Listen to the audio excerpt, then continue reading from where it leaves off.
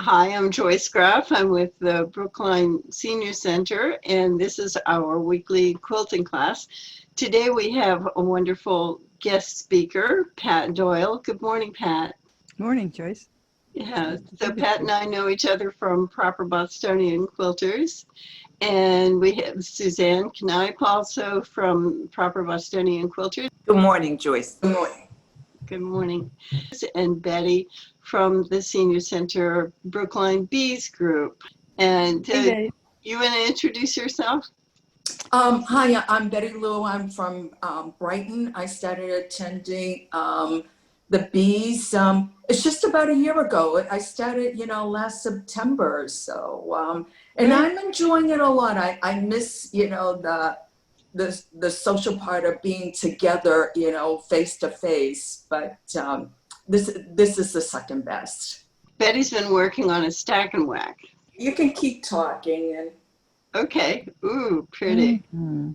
So, Pat, that's a very interesting lamp you have hanging over your shoulder. It's actually not a lamp. The lamp is over here. This is Okay. actually the side of the treadmill. Ah, So okay. Oh. it does sort of like that metal thing make it look sort of like a lamp, but it's not a lamp. Oh, we're looking forward to hearing from you about Days for Girls. Tell us what you've been doing. Okay, so excuse me, Days for Girls is an organization that makes reusable sanitary supplies for girls and women in areas that don't have access to that. And I got involved with this actually through Proper Bostonians. Judy Tucker put a notice in the bulletin saying that there would be a meeting about this, and so I found out about it. And it turns out that there are many girls around the world who drop out of school when they hit puberty because they have no supplies to use. And in some cases, it's even if they have money, there are no supplies to be had. So I thought, well, this is a really good thing to be doing. And the more involved I got, the more I liked it. The woman who started this actually went to Africa selling rocket stoves, which are small stoves that use less fuel. And while she was there, they went to an orphanage. And at the orphanage, the girls were basically stacked bunk beds, one right next to it, the other, pushed all the way until the room was filled, because they had so many orphans from AIDS and civil wars and things like that. Eventually, the orphanage director got in touch with her and said, "We're out of food. Can you do something for us about food?" And she thought, I don't know about food. But she prayed about food and she went to bed. And the answer she got in the middle of the night was, ask them what they do about sanitary supplies, which she did not think was a very good answer to what do we do about food. But nonetheless, she asked. And the director said to her, what's that? So she explained to him, and he said, oh, we send the girls to sit on a piece of cardboard until their period is over. So they're sitting on their bed in their room, which means they're not going to the dining hall for food, and they're not going out either. Um, So she thought, well, this won't do. And she got some supplies donated from one of the sanitary napkin companies. And when they eventually went to the orphanage on the next trip, what she found was that the used pads were stuck in the holes in the chain link fences. They were all over the street. In many places, they do not have rubbish disposal because they do not generate the kind of rubbish that we generate. They're eating fruits and vegetables, and they don't have a lot of consumables. So there's no place to put these things. So the place was a mess, and she thought, well, this is obviously not going to do. They need reusable things. So she went out and she bought some really nice white flannel, figuring she would make these napkins for the girls. Well, that wasn't such a success either, because many places in the world have a blood taboo. Like in England, bloody is a swear word. mhm. So they couldn't wash these things. They can't hang them out. And so she thought, well, we need to work on this. So she started working with various groups of people, and they have now gone through 29 iterations, I believe, of the kit. So they've worked very hard to develop this kit that works well for the people, that reacts to their needs and their feedback. The other thing the organization has done is it has trained some people in other countries to make these component parts of this kit, and then they sell them as a business. So it gives employment to the people there, and it also gives access to sanitary supplies to the people in their neighborhood. Then, when the business starts growing, it provides employment for more women. So this morning, I sent to Joyce some links to 4 short videos that will show you what the reaction has been to people in various places. There's the high mountains up in Peru, I believe it is. There's something in Guatemala. There's something in India, and there's something in Africa. And listen to the stories of the girls and the women. In one place, the girls and women are sent out to sit in these little tiny huts, and there's no heat. So you're up in the mountains. Think being in the mountains here in the winter, no heat. They're burning little bits of straw to try and keep themselves warm, so they have some sort of smoke inhalation problem, or they freeze to death, or they get bitten by poisonous snakes. And because the men know they're out there, sometimes they get raped. So if you miss all those this month, you can try for all of those again next month. And that's how they live out their entire life. So there's one video where you can see the girl washing. She's washing outside in some sort of washing facility. The places that you'll see are people do not live the lifestyle that we live here. So we're addressing needs, not just the sanitary needs, but we're addressing them in the kind of living situations in which the people live. And the entire point of this is to give girls options.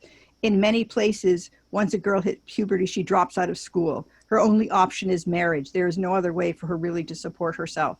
So we are trying to give people options, and if they choose marriage, that's a fine option. But they're not being married off at 12 to, get them out of the house and do something. So if you want to run those quickly, Joyce. Yeah, I will in just a second. I want to ask you a question though. Sure. Because one of the problems globally, and the reason that the United Nations is also worrying about this, is that men don't always survive. I mean, there's, as you said, civil unrest. They may go off to war, they get killed. And now we have a woman and maybe some small children and no way to support themselves.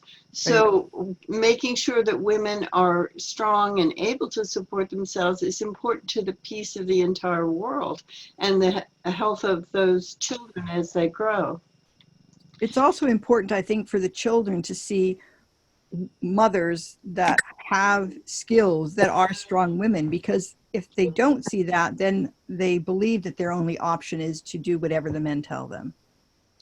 Right. And I was in Morocco and India in the last couple of years, and this is an issue that the Rotary clubs are dealing with there, because they do see that if the girls drop out of school, then we lose the input of their intelligence and their potential power in the economy from the entire nation. So they're trying to make sure that girls stay in school, and this is a major issue. Definitely. One of the things I heard in India is that even if the girls know what to do and have supplies, the restrooms really had no privacy. And, because there are no doors on the cubicles or things like that, and that the washing up facilities were poor. So one of the things that the Rotary clubs I'm involved with are trying to do is improve the toilet facilities and the washing. Because as you say, it's also about hygiene. It is, and the Days for Girls things have the organization has these these things called tippy taps, which are basically like big jerry cans that are rigged up so with a plug so that you can pull the plug, wash your hands, plug it back up, and have a little bit more sanitation than they used to. So they're trying to address that as well. So let's watch the films that she sent to us, and here they go.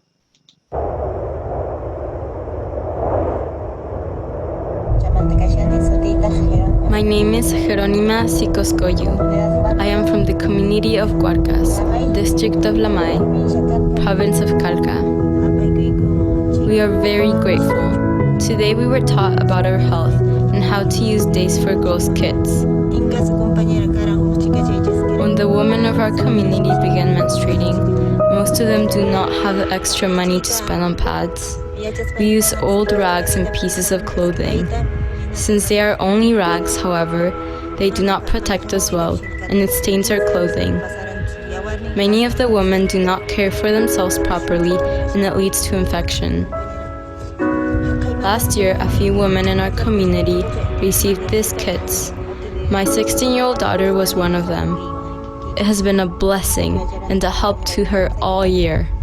Someone told us the same organization was coming again to teach a class. I brought my daughter Rosarina so she could have one as well. She and her sister walk 2 hours to school every day. It is difficult when they are on their cycle, since there is no way to protect themselves. They had been using rags, so by the time they got to school, their clothes were stained. We learned so much today. We now know how to take care of our bodies and protect ourselves from infections. Now that we have these well-made kits, we will no longer stain our clothing. After gaining all this knowledge, we are learning how to teach and share. We are excited to go home and educate our daughters and friends who do not have them.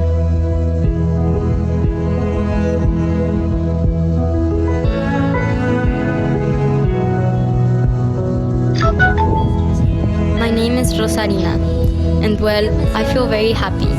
I am grateful for what you have given me.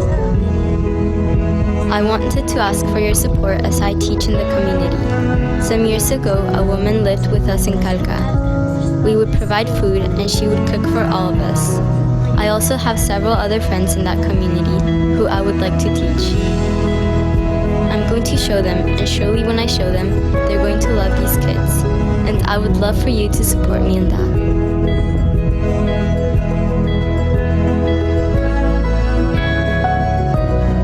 We are very grateful to Days for Girls for giving us this gift. We are very grateful.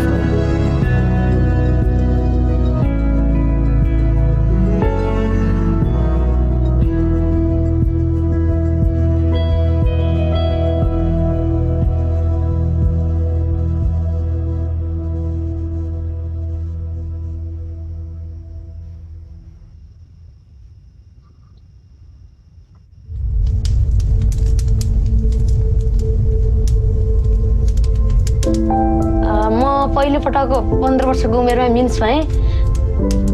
म school आउने क्रममा बाटोमा mince भएको थिएँ र मलाई बाटोमा हिँड्दै हिँड्दै नराम्रो महसुस लाग्यो। अनि म घर फर्केँ। घर गएर मेरो मम्मीले भने बमोजिम म 7 दिनसम्म गोठमा बसेँ। मेरो आमाले मिन्स भन्ने कुरा अशुद्ध हो, नराम्रो हो भनेर भन्नुभएको थियो। मलाई छाउगोठमा बस्दाखेरि एकदमै डर लागेको, कतै सर्पले डस्छ कि कोही केटाहरू आउँछन् कि भन्ने एउटा खुल्ला किसिमको गोठमा बस्दाखेरि मलाई एकदमै डर लागेको थियो।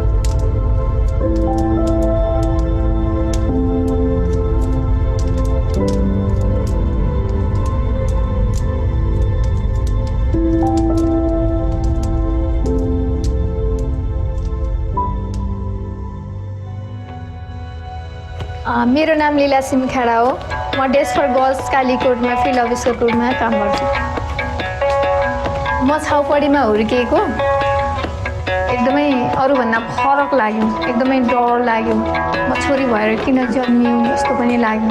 किन भन्दाखेरि दिनमा चाहिँ कसैको अनुहार हेर्न नमिल्ने, वनमा अथवा ओडारमा चाहिँ लुक्नुपर्ने अवस्था। छाउपडी प्रथा परापूर्वकालदेखि चल्दै आएको चलन हो र महिला तथा किशोरीहरूलाई कसरी चाहिँ सुरक्षित राख्ने भन्ने चाहिँ हाम्रो चाहिँ लक्ष्य हो।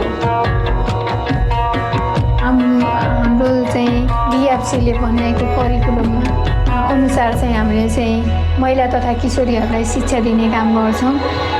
जस्तै चाहिँ महिनावारी सम्बन्धी कसरी हात कसरी धुने, मानव बेचबिखनबाट कसरी चाहिँ बस्ने र पुनः प्रयोग गर्न मिल्ने, धोएर प्रयोग गर्न मिल्ने चाहिँ हामीले चाहिँ प्याडहरू वितरण गर्छौँ। छाउपडी प्रथालाई चाहिँ अन्त्य गर्न त्यति सजिलो चाहिँ छैन, तर चाहिँ हामीले केही सफलता चाहिँ हासिल गरेका छौँ। सानो गोठमा बस्थे, तर अहिले चाहिँ फराकिलो र सफा ठाउँमा बस्ने चाहिँ गरेको पाछौँ। हाम्रो समाजमा हैन महिनावारी भएको बेला महिनावारीलाई यो के अरे पाप हो हैन। महिनावारी भनेको के हो हैन। अनि महिनावारीको बारेमा हामीले एकदम दियौँ हैन स्वास्थ्य शिक्षा। प्याडहरूको बारेमा हैन, प्याडहरू उहाँहरूले यो त कसरी युज गर्ने थाहा नै हुन्थेन नि। मैले यसको तालिमले गर्दा महिनावारी पाप होइन ईश्वरको वरदान हो भन्ने कुरा सिकेँ। देशवास गर्ल्स दिएको प्याडले गर्दा म एक दिन पनि नछुटाएर म रेगुलर स्कुल आइरहेको छु। महिनावारी भनेको अशुद्ध कुरा होइन। संसारका महिलाहरू समाजमा घुलमिल हुनु उनीहरूको अधिकारको कुरा हो। यसलाई परिवर्तन गर्नको लागि छौपडी प्रथालाई परिवर्तन गर्न जरुरी छ।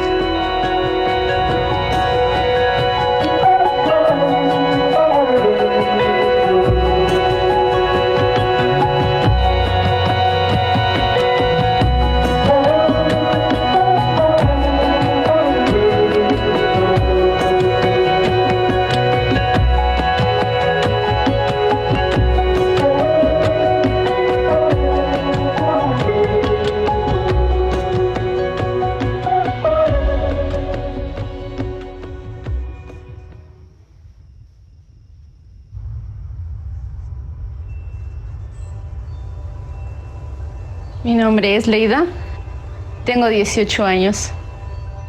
Yo soy cachiquel y somos de Guatemala. Mi primera experiencia acerca de la menstruación fue a los 13 años. Lo primero que se me vino a la mente fue susto, no sabía qué era y yo pensaba de que mi tía o mi mamá estaban enfermas, siempre lo tenían en secreto. Yo aprendí con las charlas de Días para las Mujeres de que nosotras no estamos enfermas cuando nos viene nuestro periodo. Eso es algo sano. El kit de Días para las Mujeres es muy bonito porque es algo que nosotros podemos lavar. Nosotras sabemos cómo lo cuidamos, es más higiénico y que ya no nos tenemos que preocupar por la basura que sacamos y de esa forma podemos cuidar el medio ambiente. Mi sueño es de que pueda terminar de estudiar y que pueda ayudar a mi mamá y en un futuro pueda tener una empresa. Mi materia favorita en la escuela son las matemáticas.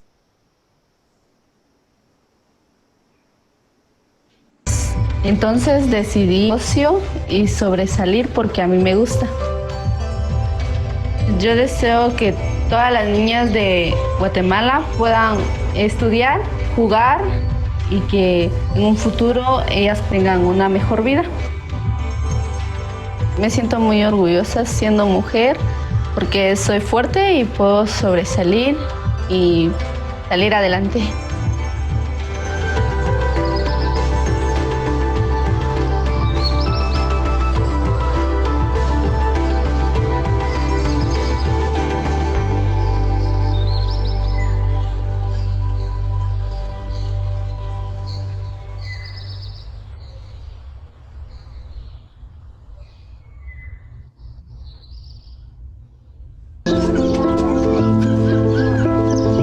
And this is the last of the film. My passion as a girl was to become a doctor. But since my periods were getting in my way, spending my days because I was menstruating was really a lonely journey. My mama left me when I was very young, so when I started my menstruation, she was not there like to tell me or to guide me on what to do.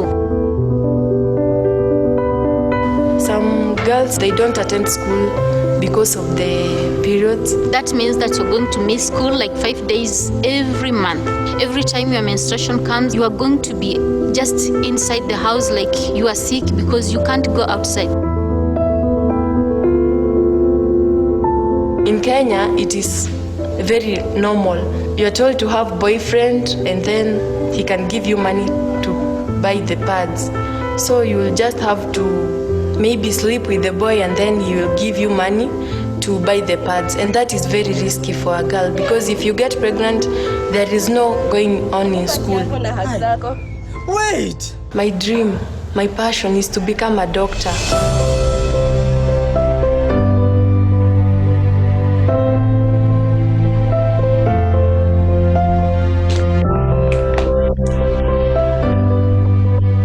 Days for Girls Kitty, it is so beautiful. I love it because of the colors that they use. They make you feel good. They use the flannel material, and the flannel material, it is very soft, it is very friendly, it is easy to wash, and it lasts 3 to 4 years. It makes you feel like a very beautiful person. I'm free, I'm comfortable. I can just jump the way I want, I can play sports, I can play basketball, I can play football, anything that I want to do. I am just confident about myself while in that Days for Girls kit. I want girls to stay in school. Maybe they will be the doctors of tomorrow, the president of tomorrow. You can't know now. So my passion is just to keep the girls in school and reach every girl outside there so that they can stay in school.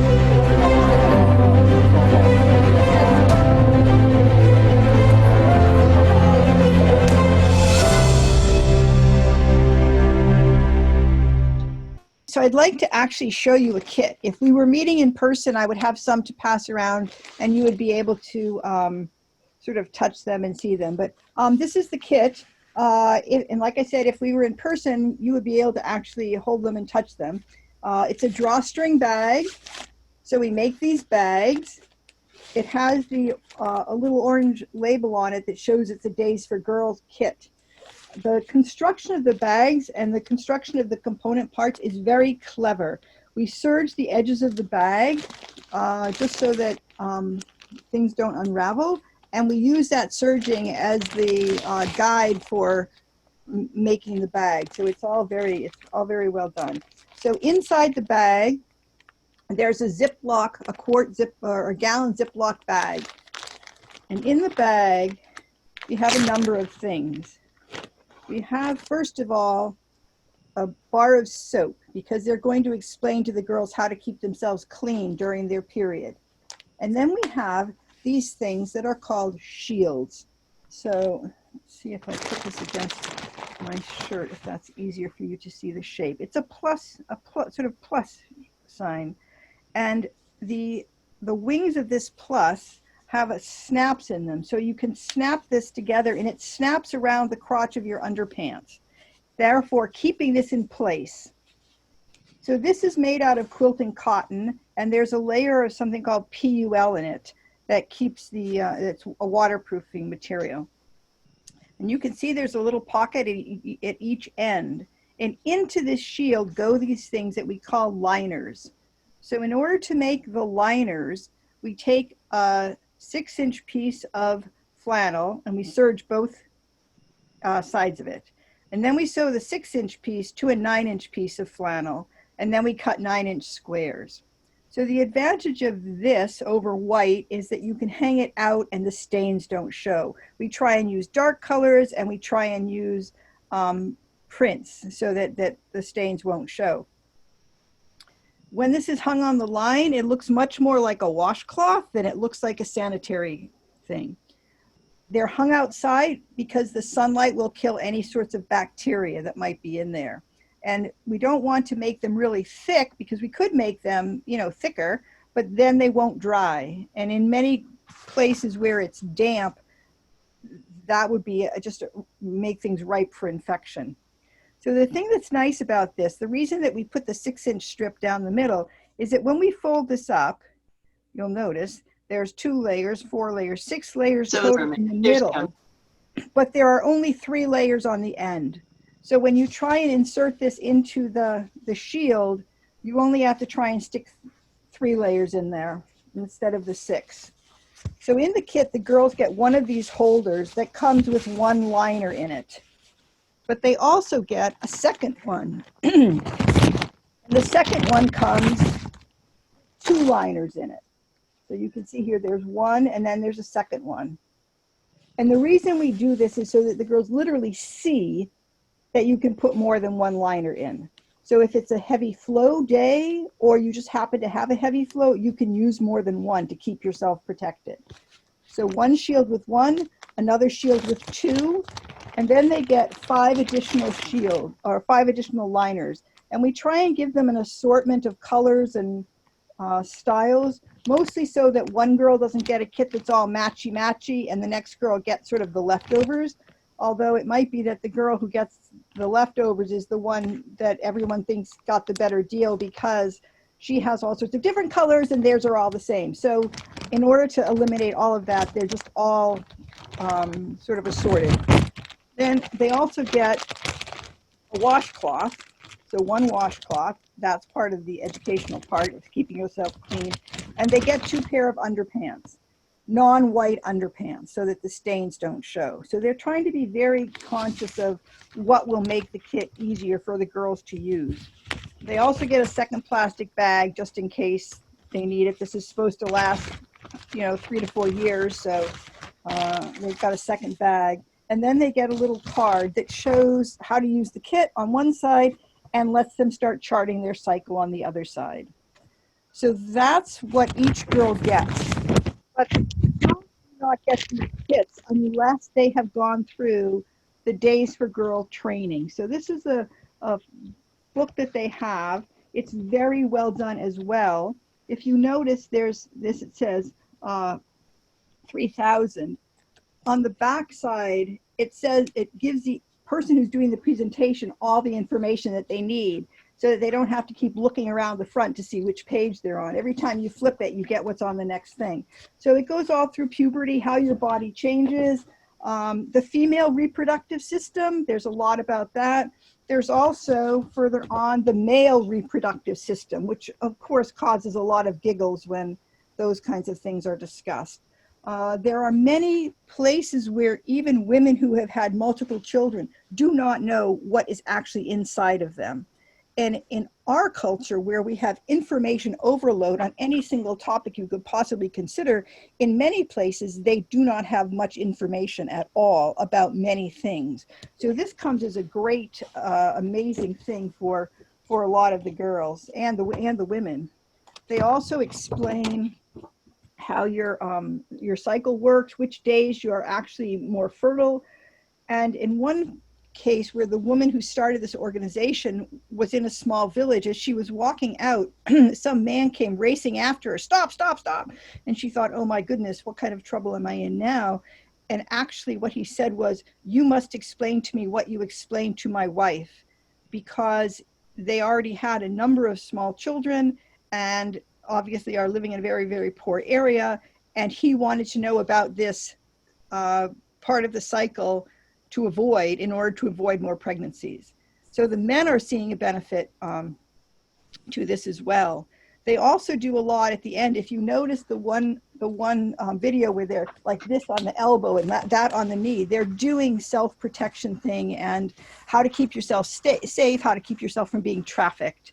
So altogether, it's a great program for the girls because they get the education piece and then they get the kit. And they also get this idea that their bodies are good, because in many places you saw menstruation is a sin.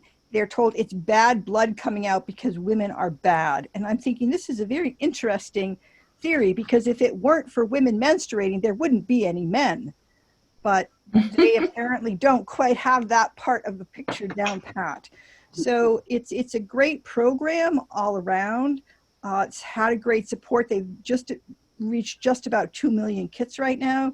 We give kits to people who have done the training. You can take the training online. If you or someone you know is going to an area where this is a necessity and you would like to take kits, we have one woman who came to our group because someone in our group had a friend who had some health issues, had a home health aide.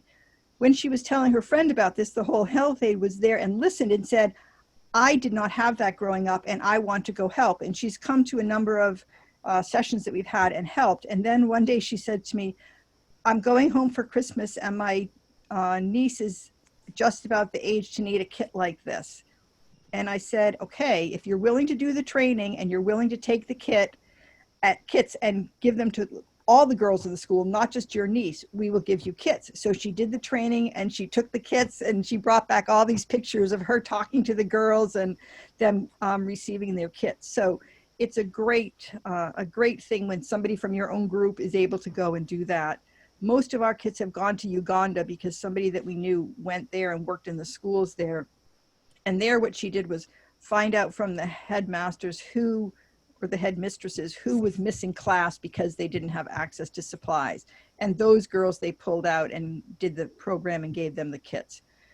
Sometimes they go with like medical, I don't know, say missionaries, but Doctors Without Borders, those kinds of organizations, because they're going into communities specifically for medical purposes. So the kits go in a variety of ways. They are never sent, they are always taken. because they sometimes just vanish when they're sent. Even going through customs, people sometimes get hassled. These are things that you can sell. It's a business. We want to tax them. And they're like, no, no, no, no, no. These were made by volunteers. They're being given out free of charge to girls and women. And when they give them out, they make a decided point that this is a gift, and that because they have been given this gift, their responsibility is to help educate other people that they know. Because in some places, kits are being given out, but there are also these things called enterprises where people locally are making the kits and selling them. So they don't want people to get the impression that they're always free. They're giving them out sort of as a advanced advertising, if you wish. So that's basically the story. Quilters are very good friends of ours because they have donated lots of fabric. It takes about it's about $10 per kit to make the kit. And we use the quilting fabric for those holders, the shields. We use it for the bags, and we are expected to ask for a $10 donation for each kit. So if someone's going, they say they'd like to take kits, we are telling them that they cost $10, and if they can make a donation. In general, actually not in general, we have never actually asked for money for our kits because we have been able to fund our organization without doing that. Quilters have donated all sorts of fabric, and other people have donated money. So the people who have taken the kits have been able to do so without having to pay for them. Of course, they're usually paying freight charges for taking them on the airplane and things like that. So I think they have enough cost to cover of their own. And we're always looking for people who want to sew. And our things are sewn generally with 1/4-inch seams. So quilters have got that down pat. So that's a really beneficial thing as well. And they know how to use rotary cutters. Sometimes people are really scared of using rotary cutters to cut those bag lengths. We also use an AccuQuilt machine to cut those shields. There's a die that we've bought that lets us cut those shields. So many people come and sew with us, but many people also sew at home. So we can give you the pre-cut pieces, which means you don't wind up with carpal tunnel syndrome and things like that from cutting all those things by hand. And so that's the story of the organization. And if people have questions, I would be glad to answer them. I found this really, really inspiring and very, very, very interesting because, I was talking about that even in the 60s and 70s, that women still use cloth and did not use feminine hygiene pads, okay? And as the film said, this is a challenge that women all over the world are facing every month and for a very big chunk of their lives. And so if we can support each other in doing that with greater health and with more understanding of the process, and to help change society's views of, as you said, that menstruation is not a sin, it's not a bad thing, it's actually a healthy thing, and we need to understand better how to deal with it. This is the 100th anniversary of women's suffrage, anti-suffrage group. And, one of the things that they did not want to give women the right to vote was that they could not hold political office and they shouldn't vote because every month, it was that time of the month and their mind wasn't, they had mental issues. This is what the anti-suffrage group said. I mean, I was reading this book on it, but just want to make that point. And guess what? You know what? We all learn how to manage it, right? I think so. Yes. Okay. Yes. But almost every society has had some preconceptions about menstruation, about women's behavior during menstruation, and that women go a little bit nuts when the hormones hit, and all of that needs to be demystified for men and for women. And it is coming out now and being talked about. One of the independent film festivals just gave the top award to a filmmaker who made a film about menstruation. So there's hope. Yes. Wonderful. Thank you. I taught. I had kids from. I taught ESL, so I had kids from El Salvador, and you know, to Central America. And some of these kids, you know, they would say, well, they knew they were having their period, but nobody really explained it to them. So, you know, I'd say, sit them down to the nurse. Well, the nurse didn't speak Spanish, okay? So they would constantly ask me, well, you know, their mothers were teenage moms, and they didn't know much about this either. So, you know, they associate that with being sick and being in pain and taking time, you know, not being in school. And then when you don't go to school, if you don't show up, you know, it affects your grades. So this is, it's a whole like a domino effect. And it's, you know, it's still going on. That's right. That's right. Yeah, and if you notice, that girl from Guatemala said that no one told her about it. Right. And even after it started, I don't think they explained too much. So they just say, let nature take its course and you'll know, but you know, you don't know. Right. Yeah. So, no, it's a cultural thing in regards to it was, you know, like women wanted, you know, explain to their daughters about, you know, what happens to your body? Why do you menstruate?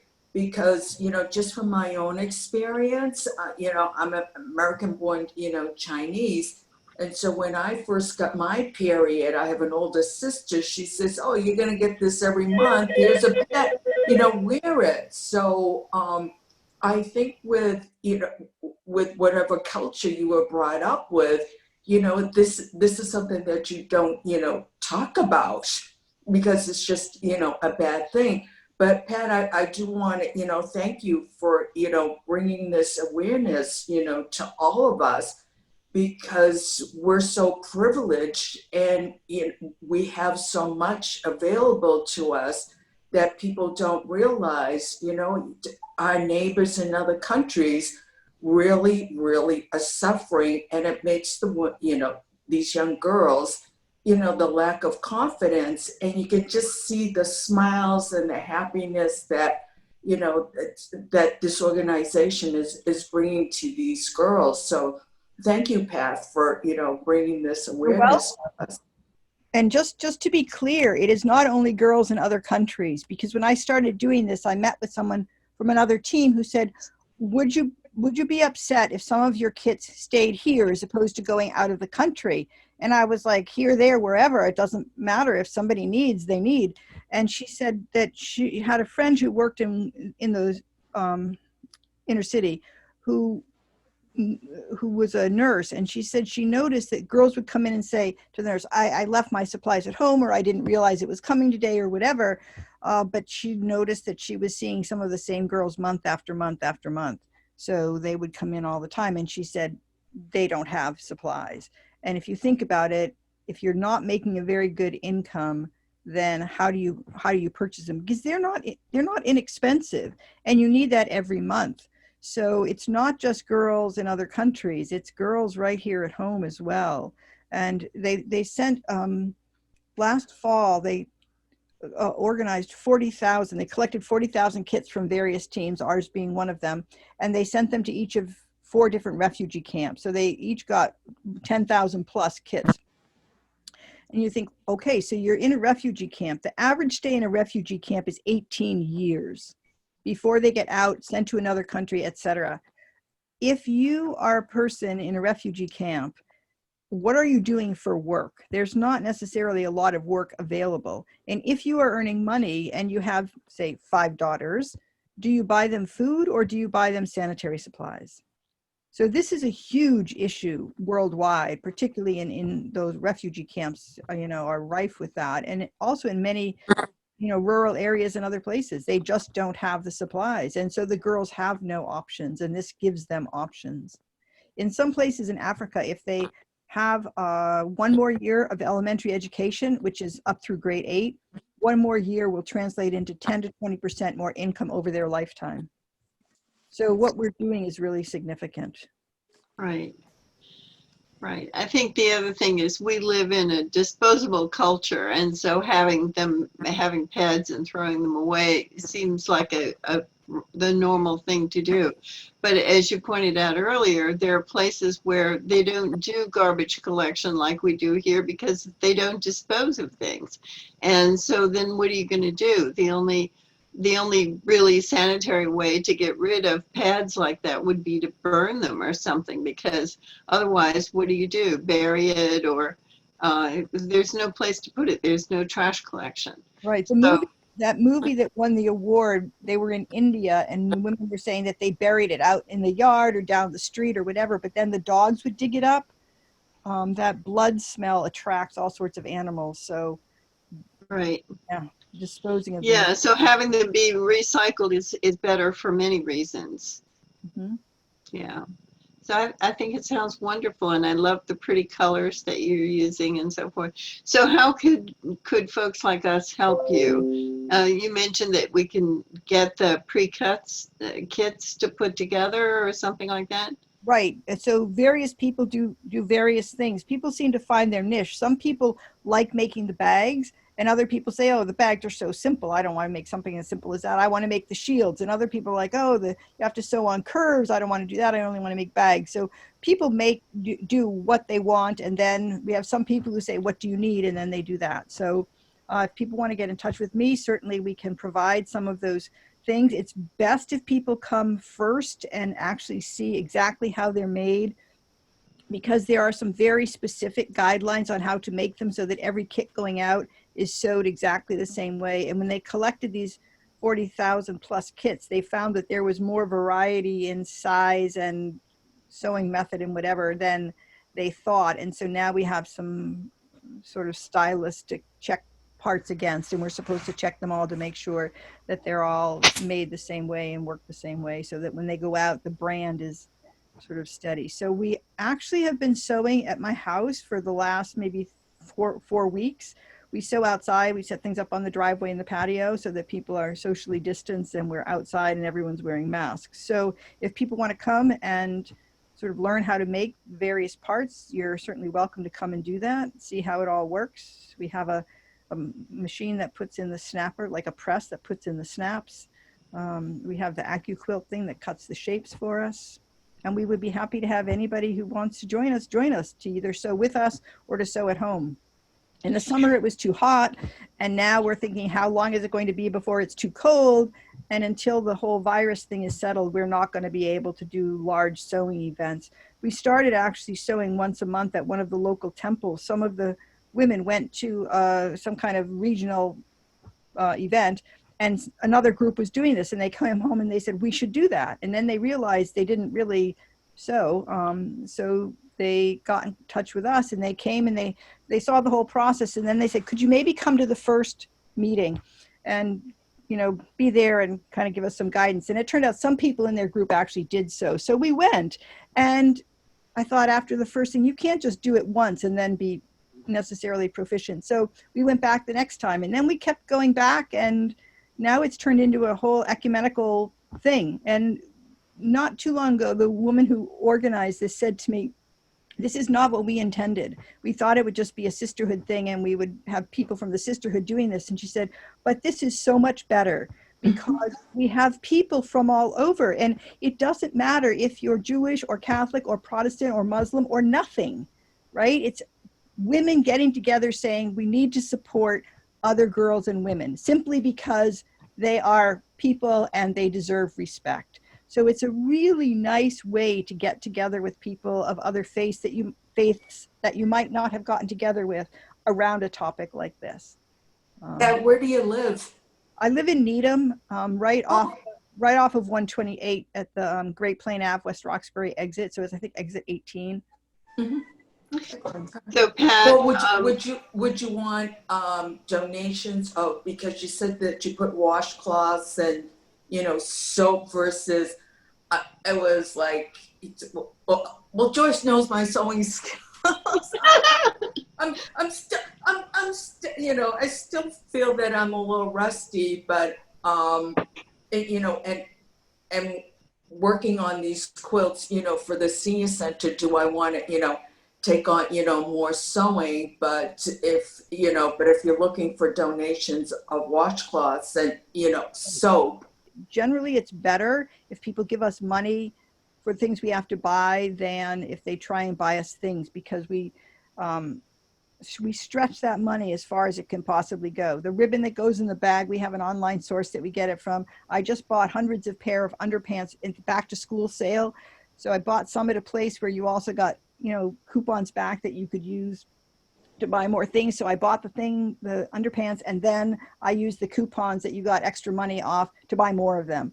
So we're stretching everything as far as we possibly can. The same with face cloths. We tend to go to the dollar stores and get various things. So we've found out how to make the money go as far as possible.